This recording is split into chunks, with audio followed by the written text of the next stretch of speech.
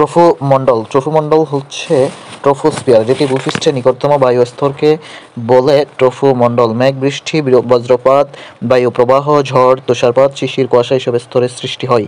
আবহাওয়া ও জলবায়ুজনিত যাবতীয় প্রক্রিয়ায় বেশিরভাগ বায়ুমণ্ডলের এই স্তরে ঘটে। বায়ুমণ্ডলের প্রতি কিলোমিটার উচ্চতায় বৃদ্ধির ফলে বায়ুর তাপমাত্রা গড়ে হ্রাস পায় 4.6 ডিগ্রি সেলসিয়াস। এই স্তরের গভীরতা মেরু এলাকায় 8 কিলোমিটার এবং নিরক্ষীয় এলাকায় 16 থেকে 19 কিলোমিটার।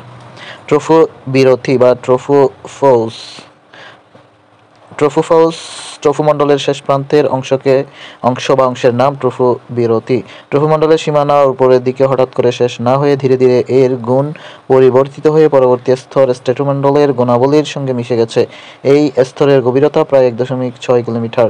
ট্রফোফাউস কথাটি আবিষ্কারক স্যার নেপিয়ার শ। স্ট্র্যাটোমণ্ডল হল ভূমণ্ডলের দ্বিতীয় স্তর, যা উপরের দিকে প্রায় 50 কিলোমিটার পর্যন্ত বিস্তৃত। এই স্তরের অন্যতম বৈশিষ্ট্য হল এই স্তরে প্রথমে তাপমাত্রা 80 ডিগ্রি সেলসিয়াস স্থির থাকে এবং পরে তা বেড়ে 0 ডিগ্রি সেলসিয়াস পর্যন্ত হয়।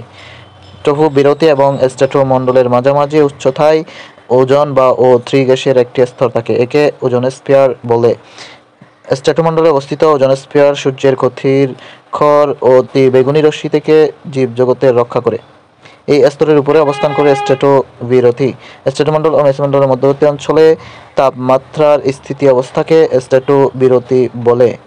মেসোমণ্ডল বা মেসোস্ফিয়ার স্ট্র্যাটোবিরতির উপরে প্রায় 80 কিলোমিটার পর্যন্ত বিস্তৃত বায়ু স্তরকে মেসোমণ্ডল বলে। এই স্তরে তাপমাত্রা দ্রুত হ্রাস পায়, এই স্তরকে মেসোবিরতি বলে। তাপমণ্ডল বা থার্মোস্ফিয়ার মেসোমণ্ডলের উপরের স্তরকে তাপমণ্ডল বলে। এই স্তরের উপরের সীমা অনির্ধারিত। তাপমণ্ডল মেসোমণ্ডল থেকে উপরের দিকে যথাক্রমে আয়নোস্ফিয়ার, এক্সোস্ফিয়ার ও ম্যাগনেটোস্ফিয়ার নামক 3টি স্তরে বিভক্ত। আয়নোস্ফিয়ার থার্মোস্ফিয়ারের 100 কিলোমিটার থেকে 300 কিলোমিটার উচ্চতার অক্সিজেন ও নাইট্রোজেন পরমাণু অত্যন্ত ক্ষুদ্র তরঙ্গ মাপের সৌরশক্তি শোষণ করে উষ্ণতা প্রায় 1000 ডিগ্রি সেলসিয়াস পর্যন্ত বাড়তে পারে। এই স্তরে অক্সিজেনের অণুগুলো ভেঙে বিদ্যুৎযুক্ত কণায় পরিণত হয়। বিদ্যুৎযুক্ত কণাকে আয়ন বলে। থার্মোস্ফিয়ারের এই আয়নিক অংশ আয়নোস্ফিয়ার নামে পরিচিত। আয়নোস্ফিয়ারে বেতার তরঙ্গ প্রতিফলিত হয়। আয়নোস্ফিয়ার মূলত মেসোস্ফিয়ারের ঊর্ধ্বাংশ থেকে থার্মোস্ফিয়ারের নিম্নাংশ পর্যন্ত বিস্তৃত। আয়নোস্ফিয়ারে পৃথিবীর চৌম্বক আকর্ষণের টানে এসব বিদ্যুৎযুক্ত কণা জড়ো হয়ে উভয় গোলার্ধে মেরু আলো সৃষ্টি করে। উত্তর গোলার্ধে মেরু বোরিয়ালিস এবং দক্ষিণ গোলার্ধের মেরু অস্ট্রালিস নামে পরিচিত। উত্তর গোলার্ধে মেরু আলোর প্রভাবে রাতের আকাশে আলোক বর্ণালী বা আলোক প্রভাব দেখা যায়। এক্সোস্ফিয়ার আয়নোস্ফিয়ারের উপরের অংশ এক্সোস্ফিয়ারের প্রধানত অক্সিজেন, হাইড্রোজেন ও হিলিয়াম দ্বারা গঠিত। এটি প্রায় 9000 কিলোমিটার পর্যন্ত বিস্তৃত। এর স্তরে অণুর ঘনত্ব এত কম যে অণুগুলো পারস্পরিক সংঘর্ষের সম্ভাবনা থাকে না। এক্সোস্ফিয়ার বায়ুমণ্ডলের বহিঃসীমানা নির্ধারণ করে। ম্যাগনেটোস্ফিয়ার ধারণা করা হয়। ম্যাগনেটোস্ফিয়ার আরও অনেকটা বাইরের দিকে বিস্তৃত এবং বাইরের সীমানা চৌম্বকীয় বিরতি নামে পরিচিত। ম্যাগনেটোস্ফিয়ার পৃথিবীর পরিবেশের জন্য একটি গুরুত্বপূর্ণ উপকার সাধন করে থাকে। এটি পৃথিবীর আবহাওয়া মণ্ডলকে সূর্য থেকে আসা অত্যন্ত শক্তিশালী বিদ্যুতায়িত বিকিরণ থেকে রক্ষা করে। এই বিদ্যুতায়িত বিকিরণ সৌর ঝড় হিসেবে ম্যাগনেটোস্ফিয়ারে বাধাপ্রাপ্ত হয়ে বহির্ভাগ দিয়ে পৃথিবীতে ছড়িয়ে যায়। ম্যাগনেটোস্ফিয়ার না থাকলে সূর্যের এই বিদ্যুতায়িত বিকিরণে পৃথিবীর সব জীবজগৎ ধ্বংস হয়ে যেত। বায়ুর তাপের প্রধান উৎস হচ্ছে সূর্য।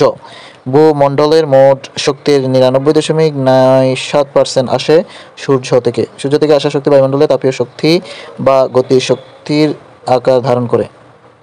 বায়ুর চাপ বা অ্যাটমসফিয়ারিক প্রেসার। যে কোনো পদার্থের মতো বায়ুর নিজস্ব ওজন আছে। বায়ুর এই ওজনজনিত কারণে যে চাপের সৃষ্টি হয় তাকে বায়ুর চাপ বলে। 45 ডিগ্রি অক্ষাংশের সমুদ্রপৃষ্ঠে 0 ডিগ্রি উচ্চতায় 76 সেন্টিমিটার বিশুদ্ধ পারদস্তরের চাপকে আদর্শ বা স্বাভাবিক এক বায়ুমণ্ডলীয় চাপ বলে। এই চাপকে এক বার বলে। সমুদ্রপৃষ্ঠ বায়ু স্বাভাবিক চাপ প্রতি বর্গ ইঞ্চিতে 14.72 পাউন্ড অথবা প্রতি বর্গ সেন্টিমিটারে 1 কেজি অথবা প্রতি বর্গ সেন্টিমিটারে 10.13 নিউটন। স্বাভাবিক বায়ুর চাপ 34 ফুট পর্যন্ত পানিকে ধরে রাখতে পারে। অর্থাৎ স্বাভাবিক বায়ুর চাপ 34 ফুট পর্যন্ত পানিকে ধরে রাখতে পারে। সাধারণত পাম্প বায়ুর চাপ ব্যবহার করে পানিকে উপরে তুলে। তাই সাধারণ পাম্পের পানিতে 34 ফুটের উচ্চতায় ওঠানো যায় না। বায়ুর চাপ নিম্নলিখিত নিয়ামকের উপর নির্ভরশীল, যেমন উচ্চতা। সমুদ্রপৃষ্ঠে চাপ সর্বাধিক। সমুদ্রপৃষ্ঠ থেকে যত উপরে ওঠা যায় তত বায়ুর চাপ কমতে থাকে। উষ্ণতা। তাপে বায়ু প্রসারিত এবং হালকা হয়, ফলে বায়ুর চাপ কমে। তাপ হ্রাস পেলে বায়ুর চাপ বাড়ে। জলীয় বাষ্প। জলীয় বাষ্পপূর্ণ আর্দ্র বায়ু শুষ্ক বায়ুর চেয়ে হালকা, তাই বায়ু আর্দ্র হলে বায়ুর চাপ কম হয়। পক্ষান্তরে বায়ু শুষ্ক থাকলে বায়ুর চাপ বেশি হয়। বায়ু প্রবাহ। বিশিষ্ট বায়ু প্রবাহ ফ্যারাডের সূত্র অনুযায়ী সরাসরি উত্তর দক্ষিণে প্রবাহিত না হয়ে উত্তর গোলার্ধে ডান দিকে, দক্ষিণ গোলার্ধে বাম দিকে বেঁকে যায়। নিয়ত বায়ু। যে বায়ু পৃথিবীর বিভিন্ন চাপ বলয় দ্বারা নিয়ন্ত্রিত করে সারা বছর একই দিকে প্রবাহিত হয় তাকে নিয়ত বায়ু বলে। নিয়ত বায়ু তিন প্রকার: আয়ন বায়ু বা বাণিজ্যিক বায়ু, পশ্চিমা বায়ু এবং মেরু বায়ু।